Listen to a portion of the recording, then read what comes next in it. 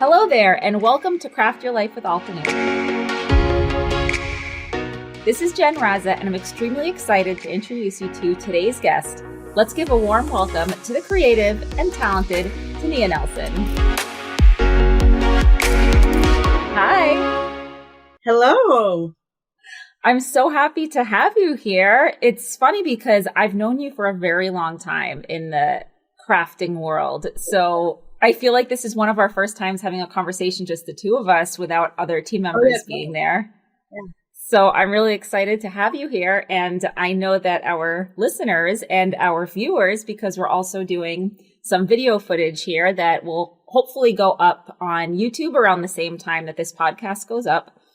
But for those of the viewers and listeners out there, I'm sure they're going to love learning more about you and some of the things that they may have in common with you, or just learning some interesting facts about Tania, because you are a really amazing person, at least the things that I've gotten to know about you over the years. Oh, thanks. Thank you. You're welcome. I try.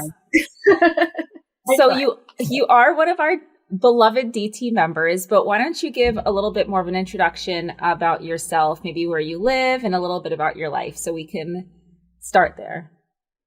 Yeah, totally. My name is Tenia Nelson, and I was originally from the Bay Area, but been here in Denver since the winter of 1990.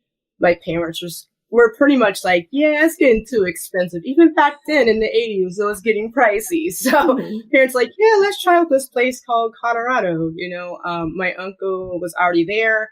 He was stationed at Larry, Air Force Base. And we decided to check it out. And we've been here ever since. So that's great. I am a mama to Thelonious. He is actually going to be in 7th grade as we speak. I know. Oh, I remember when he was born, like a little baby. I remember. Oh, he was so cute. He's adorable. He's a sweet kid. Overall, he's in his teenage stage right now. Mm-hmm. So that struggle is real. but I still love that kid. And I've been with Tim for almost 18 years. I'll be 18 years June 11th. Oh, so, it's coming up. Congratulations. Yes. Thank you. But we've been together for 21 years. So we've been together for a long time. I guess we're not sick of each other, I guess. So. That's great to hear. No, my husband and I have been together for a long time. Same deal. We're not tired of each other yet. We're still going strong. Yeah, he's he loves that, I craft. He loves that, I do the music. Mm-hmm. He's pretty supportive in everything. So it's really and cool. I know we're going to end up talking about music a lot today, or at least I assume we will. Most likely that would, yes. And you mentioned and your son's name is Thelonious, and I believe I know why his name is Thelonious, but if you want to share that. Yeah, so I'm a big fan of Thelonious Spear Monk. He's one of my top piano players ever. And it's a funny story because I think I was on my second date with my husband. I'm like, okay, if we have kids, I'm naming my kids, my name of my kid Thelonious. And he just looked at me like, whoa, we're not ready for that yet. But he kept that promise. So we end up having a kid and named him Thelonious. So yeah. And does he go by Theo or Thelonious most of the time? He goes by Theo. Mm-hmm. He goes by Theo. But all the teachers, they know. They're like, oh my gosh, his name after Thelonious. That's so cool. And Theo's like, yeah, I know. Now, does he follow in your musical footsteps? He is a singer. He's in the Denver Children's Chorus here in our city of Denver. He's been there since he was 8 years old. So he loves to sing. He's a beautiful singer. And, every once in a while, he likes to write songs and he likes to play on the piano. So, he's a musical kiddo. So that's pretty cool. So I love that. And does he follow in your crafty footsteps as well? He does actually. He is actually going to Denver School of the Arts for video and cinema arts. So he does a lot of he does animation and makes movies and stuff. So he's definitely an artist in his own right. So that's incredible. He taught himself over the COVID shutdown. And then he was just like, fell Mom, in love I'm with it. bored. yeah, he's like, Mommy, I'm bored. I'm like, okay. He's like, I think I'm gonna like teach myself how to code. I'm like, okay. He's like, I'm gonna teach myself how to animate too. I'm like, okay, that's cool too. He's always been an artist, but then we decide, I think he got more into doing his art like on the computers and stuff like that, and taking it a step further and creating his own movies and stuff, which is really pretty cool. So I think a lot of us discovered some hidden talents during the pandemic. Oh yeah. We had less time to do our serious stuff and more time to do creative stuff. At least that's how it seemed like it worked out for a lot of people, which is good. Oh, for sure. Yeah. Now, how did you end up getting into crafting? Well, I've always been a crafty person at heart. Like I make my own stationery when I was a kid, and I was always a big fan of Lisa Frank, and but I didn't really get like super serious until probably like I graduated from high school in like 99 and just started like making stuff for people. So of course I did anything that any crafter would do, join Stampin' Up. That's how it all started. I was a Stampin' Up demonstrator, and that's how I kind of got started. But I've always been really crafty. My mom was always crafty. I kind of get it from her. So yeah, but that's how I started. I've always been creating, always, even as a kid. Like I would make, handmade cards, and my mom we used to love, and I used to send them to my friends, but always crafty. I can't think of a time I wasn't really, but I think it was really serious, like, in the early 2000s. So.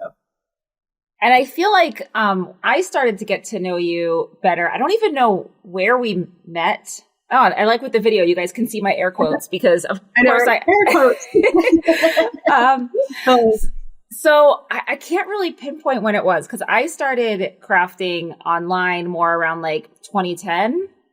And I don't know how I found you or if you found me, but I just know I've known you for a while because you have like a really cool style. I feel like, I don't want to put it into words because I know I can't properly put it into words, but maybe a little collagey in some ways. You're good at like layering elements, but still keeping it clean. You'll like staple some stuff together and it looks really cool. Like you have this really fun style about you. And how did you develop that? I don't know. Like, I think I wanted to come up with something that was kind of like me. Like I'm very eclectic, but fun, but I'm very minimalist person. So I kind of wanted to do something that kind of matched who I was as a person. It took me forever because I think in the beginning I was like layering stuff, I had to figure out what we are as a crafter by doing tons and tons of stuff. And then, that's just kind of how I am. Like, I want something that's me, like something that relates to me as a person, if that makes sense. It does. And I think you've done a great job expressing yourself because every time I see one of your projects, I know it's yours. I don't need to see the watermark. I don't need to see your name underneath. I know that it is yours just based on how it looks. Which is nice to have that distinctive style. That is pretty dope. I mean, not just you, but so many other people, they'll like comments like, I knew that was a Tania card before I saw it. I'm like, yeah, it's me. Which is, and I think it's always important, even as a musician, to come up with your own style. And, like, that's always been my big thing of just both artists, like being your own person, coming out with your own stuff. And like it took me a minute, but, I feel comfortable in what I do. I call my style clean and simple cray cray. I do, because you want to do something. It's like, it's still clean and simple, but you're still going to see a lot of craziness going on, but still like, but kind of like not over doing it, you know what I mean? It's just like, you might see some staples, you might see some, like washi, always washi. Washi. I make a card without washi, I don't know what's going on, but it's always washi staples. Now anytime I see your card, I'm going to think of clean and simple cray cray. I know, see, it's like, that's the only thing I can think of. Like when I was talking to my husband about it, he's like, yeah, it's like you're very, my husband is an artist. He went to school for art. So like, it's funny when we talk about certain things, like, I really don't really have to tell you much because you already know stuff. That's what my husband says. He's like, I might, say something a little bit, he says, but he's like, you pretty much got it down. And I told him, like, my style is clean and, clean, simple, cray, cray. He's like, yeah, I can see that. I can see that. That's actually a good name for it, actually. So that's great. Now, you mentioned that you also feel like it's important to have a distinct style of music. And I agree, as a fellow musician, 100%. Now, how did you get interested in music? Is that something that's always been in your life as well? I mean, I've always listened to it, always had interest in it. But I think one day when I was like 11 years old, I know at the time we couldn't afford to take lessons, we were in that, really, we didn't, have much at the time. And like, my auntie, who was like 4 years older than me, she was taking lessons, but she kind of got sick of it. Okay. And I'm like, how do you get sick of piano lessons? Like, what in the world? So she's like, hey, guess what? You can have my keyboard. I'm not playing anymore. I'm like, okay. So I got this keyboard. I really started investing in the practice. So I taught myself for a while how to play. Got the books, just kind of read the books. I was like I'm still one of these go-getters to this day. Like if I want something or I want, do something, I'm going to do it, so taught myself how to play. And then the next year I was in the jazz band. Mm-hmm. They needed a piano player for jazz, but I'm like, I don't know anything about jazz, but I just listened to it at home and that's it. But like, we need a piano player. I'm like, okay, cool. So I was stuck in the jazz band the year after. And of course, the band teacher helped me out and stuff. And my choir directors helped me out a little bit. And then they started getting really serious into playing the instrument. So like a year later, when I was in high school, well, a couple years later, they needed someone like a mallet percussionist in the band. I'm like, I don't know anything about percussion, but I know how to play piano. But like, okay, piano's a percussion instrument. Do me in the band. So, that's kind of like how I started. But like every year, it's gotten a lot more fun. And like I remember my mom telling me days where she's just like, "Can you just please go outside?" Because I would like practice for hours and hours. Like it drew my parents insane.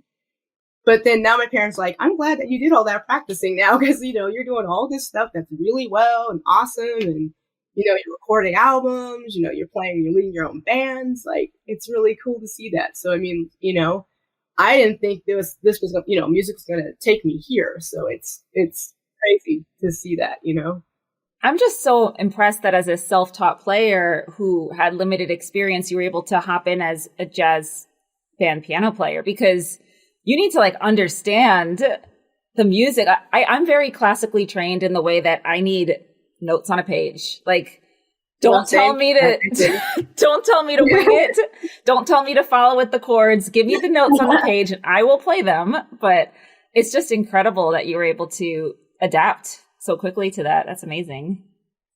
Because, I was taught how, I taught myself how to read the notes and stuff. And eventually, I wasn't that jazz band setting, but also I still when I was old enough I took classical lessons. I did classical piano. That's what pretty much most of my students are now, is I teach them privately, but I'm pretty much all for all styles. I teach piano, drums, ukulele, voice, guitar, that good old music education degree, man. I gotta do everything, and this year was actually my first year not being in the classroom, believe it or not. It's super weird. Really? Super weird. But I feel like I need to be in there, but at the same time, like my psyche's like, no, you're comfortable right here. But after like 20 something years, I was like, yeah, let's take a break. Let's see what happens here. Let's see if I could just go ahead and teach, lessons. And I have over 40 students in the week. And I'm sure all of your hours are after school hours. For the most part. So I know half the time of the week I teach in my own studio and half time of the week I teach at a music school. Mm-hmm. And that keeps me really, really busy. So today, I start my lessons at 4:00 here, here.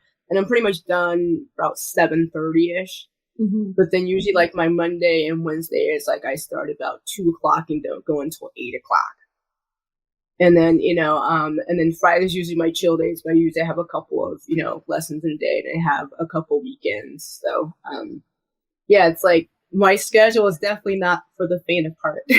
So then when do you find time to craft? Are you waking up and crafting in the mornings or? Well, I take my son, I get him up ready like about 5:45 in the morning because he has to take his bus, leaves at like 6:50. So usually after that, I have some time to craft a little bit. And then usually in my mornings, that's usually when I'm booking gigs, updating my website, doing all the music stuff because, being a, independent musician, you definitely have to do everything. So like I used to spend my mornings like writing contracts for gigs and updating their websites. And, and when I have like that in a couple hours, I'll just sit there and make some cards. So, And do you find that you can craft every day or is it less frequent than that? It used to be every day, but like with my crazy chaotic schedule these days, usually once every other day, or, once every 3 days. So, like I was able to make something yesterday, for a couple design teams and stuff too. So it's, I always make sure I at least once or twice a week that I can do something creative. And of everything that you create, what is your favorite type of project to make? I actually like creating everything. I love making different types of projects. I like to layer. I like to do mixed media, but like I usually always come to the clean and simple. That's usually like, that's kind of like my favorite, but I like to try new things out. Like every once in a while I might do a scrapbook page or, I know I do a lot of hand lettering. So, I like doing that, but I like to kind of like, mix in a lot of crafts and stuff. And, I like to just, if it's just anything with creativity, I'm all for it. So. Now you mentioned before that you pretty much can't live without washi tape. Is there another product that you're really drawn to? Something else that, you have to put on every time you create a card or you make something? Washi tape and staples. That's awesome. As long as you have the washi and the staple, you're good to go. Yes, that's like my go-to. It really is. I don't know how that came about, but like one day I was just like, I got the stapler. I can do something fun with it. And I'm like, well, you know what? This can be kind of like a pseudo stitch or something. And that's how I kind of like just got it. But I have to have a card with like washi and staples all the time. I feel like it's empty and it's not complete if I don't have it. So, and it gives it like a cool factor. I feel like there's an edge to having a staple. Like it's got some hardware on there. There's some metal. You've got some layered elements. It's just a very cool look to your projects. It's like a little bit of mixed media without doing all the extra mixed media, Yeah. It is cool. Thank you. Thanks. Now, I mentioned earlier also that I didn't remember when we met, but do you remember the first time you heard about Altenew? Or how did you find our company? Let's see. I'm trying to figure that out myself, actually, because it was around the time that I think with all the, when you did your Runway Inspired challenges. Oh my gosh, you're really going way back. I told you, you and I go way back. Anyone who brings up the Runway Challenge, they've known me for a while. Yeah, that, and I know we did a lot of the paper crafts magazines. We stuff, did. So I think that was probably, That was like a big thing. Like it was like the same crew of people always doing the submission calls. And it was always exciting to not only see your own name in the magazine, but seeing the names that you recognize. Like, Tania's got a card in there too. That was always so exciting. So exciting. But yeah, it's like, I remember when you and Tasneem decided that, hey, like, oh, we're going to have a company. And I always just followed it. And I thought it was really cool. Because like, I love, I loved you guys a lot. So it's like, oh, I love these ladies. I have to follow this. So it's like, ever since you guys came together with the company, I've been a fan. So. Oh, thank you. Since the beginning.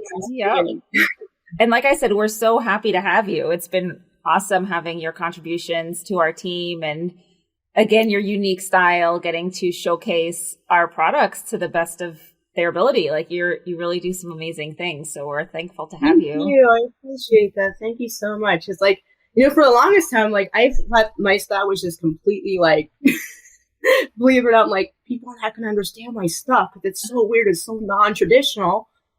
Like, and now, like, everyone's like, oh, your style is so cool. It's so eclectic. It's so fun. And I'm like, wow, I didn't even think people were going to catch on to it because I thought I was just like one of those weirdos.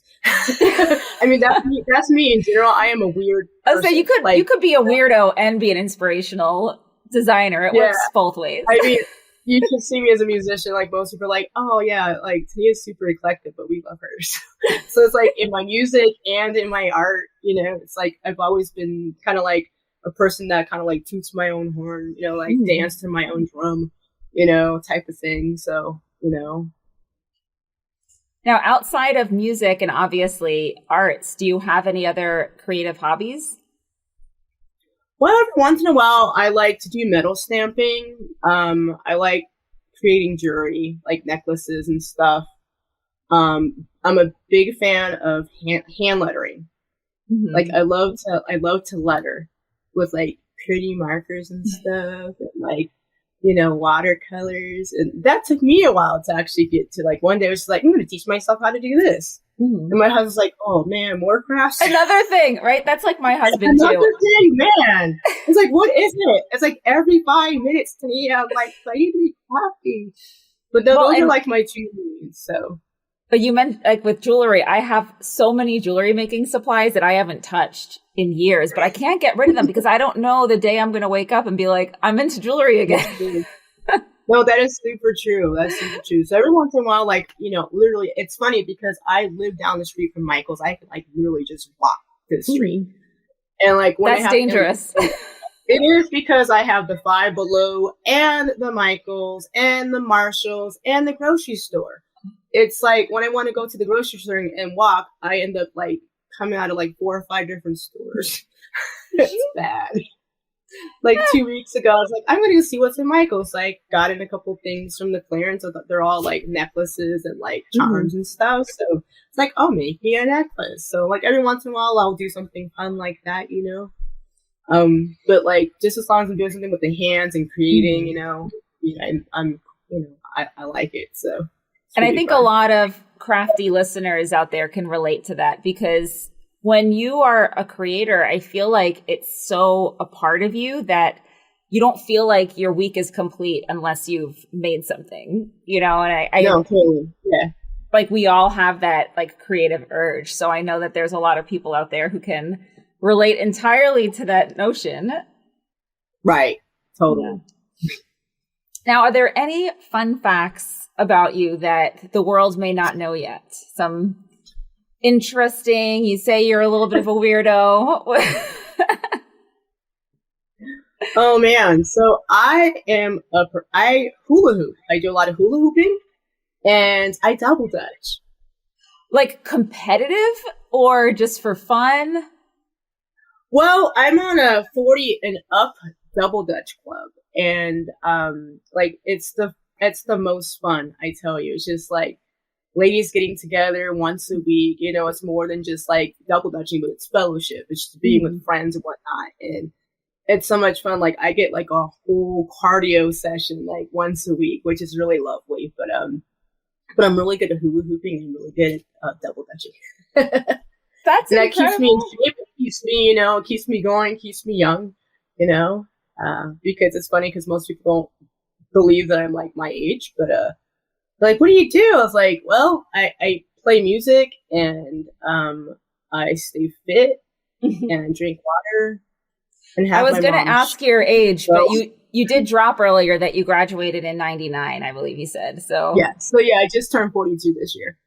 I'm turning 40 over the summer, so we're in the similar age group. Yes.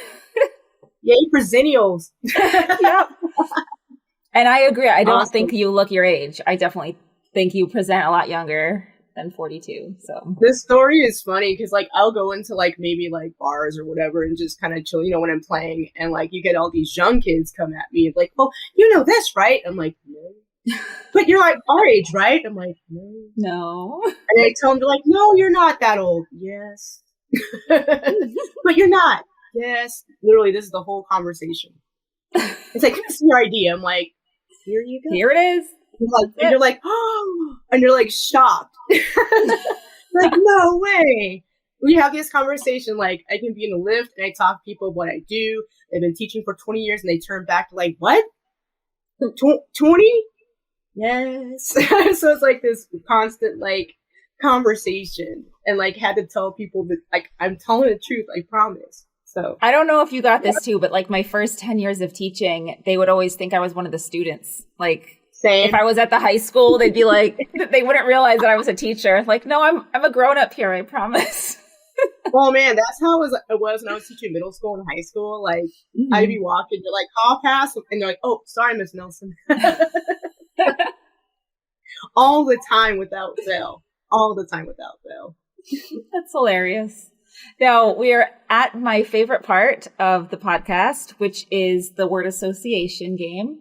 So I will give you randomly generated words, and your job is to tell me the first thing that comes to your head that is crafting related. And it's a fun way to just have like random conversations about craft stuff. You never know what word might spark some connection to crafts, and then we'll chat about it and we'll do a couple of words. So let me know if you're ready. Brain is fired up. Okay, let's go for it. Okay. Your first word is jelly. Oh, man.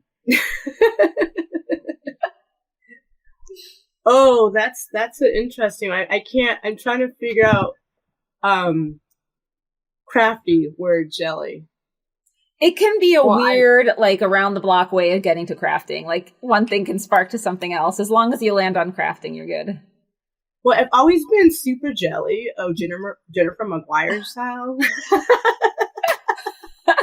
Like, I love her. That's my girl. I love her, but I'm just like, gosh, like everything she turns to gold. Man, I wish I had that. Her brain is just so incredible. Like, I don't know how she comes up with the things she does. It's like, that's not fair. You're so good. I know. It's just like, man, just a tad bit jelly, but I love you, girl. I love you, but just a little bit. I feel the jelly. I'm also awesome. Jelly. Yeah. Yeah, she's amazing. Such a great heart and just a good person to, oh man, wonderful. She really is. She's so supportive of everyone in the community. It's really nice. She really is. Next word is chop. C-H-O-P, chop. Chop. Ooh. What can I do here? Oh, well, only thing I can think of chopping, like, using my paper cutter to cut the cardstock. So do you have like the guillotine style? I have a Fiskars that's kind of like that, but like it's kind of in between like the paper cutter and the guillotine. So it's kind of like, I've had it for a long time. But it doesn't chop. It kind of slides. It's one of those ones that you slide. Because, I have this one that goes up and down, and it's such a satisfying sound, like right when it slices through. Yeah, my husband won't let me have one of those. He's too clumsy, and I'm too clumsy, and we might end up going to the hospital. So. That is real. Like, we are just both clumsy people, so I'm good with just my feet there. That's so funny. Now, your next word is intervention. Intervention. Well, with all the crappy stuff that I do have, I might need to have an intervention because I keep on shopping and I keep on having too much stuff. Like, literally this room, like on the other side of this room, it's like literally everything crafty. And my husband's like, dang, like you could have like he's like, you could have a store. And I need an intervention. No, you don't need it. You know what? You need to have people over to craft. I don't know if you get together with people a lot, but I went to a birthday party recently and it was a bring your own project birthday party. So everyone who was like working on something, someone brought a knitting, someone else brought like a sketchbook. And then for anybody who didn't bring stuff, they had little stations set up where you could like paint figures with like 3 painted figures and you could paint them. I was like, that's such a cool idea for a party. And I've got a craft room full of stuff. And I'm sure you do too, right? If you feel like you need an intervention. Like, what a cool idea. Just have people over, have some food, drinks, listen to music, and like craft together. Oh man, I miss those days. I used to do that a lot with a lot of the Colorado ladies that were here. Be like, go to archivers and craft. Oh, that was so much fun. But there's like no more archivers inside. So you have to have it at your place now. I know. It's at my house or like, like a library or something or like, All right, everyone's invited to Tania's place. Woohoo! Yes, big party at my house. Yeah. All right, we'll do a couple more words. This one is interesting. It is cereal. Cereal with a C, not with an S. Cereal. Crafting. Wow. They probably should like have like a crafty cereal though. You know how they have like, Fruit Loops or something? Yep. Or, maybe like have like some scissors and paper and like pencils as like marshmallows or something. Yeah, like the Lucky Charms, but all the crafty marshmallows. Yeah, that'd be cool actually. Oh, we could make a side hustle on this. I know, right? That would be totally dope. Yeah, it would be. I'm in. Let me know. Call me up. I'm with you. We'll pitch it to all the cereal brands like General Mills. We're coming for you with crafting cereal. Right? Exactly. Yes. And your final word is childish. Childish.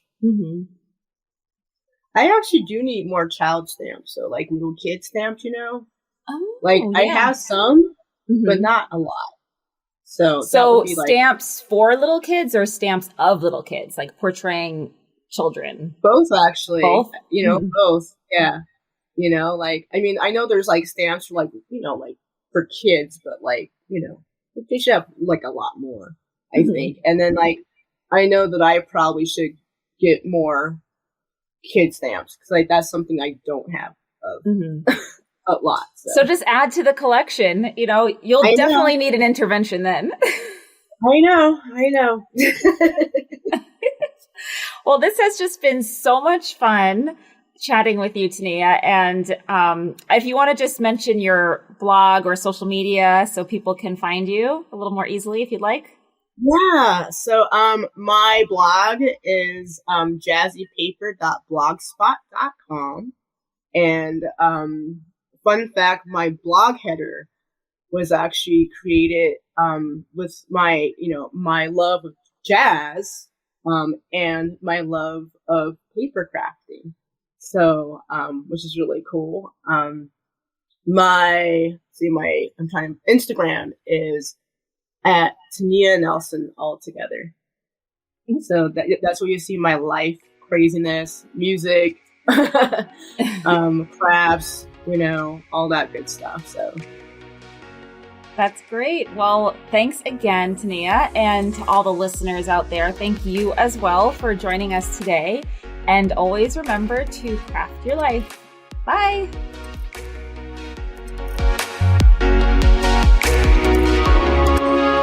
Follow us on Spotify, Apple Podcasts, Google Podcasts, Stitcher, and everywhere you can find podcasts to keep up with every new episode.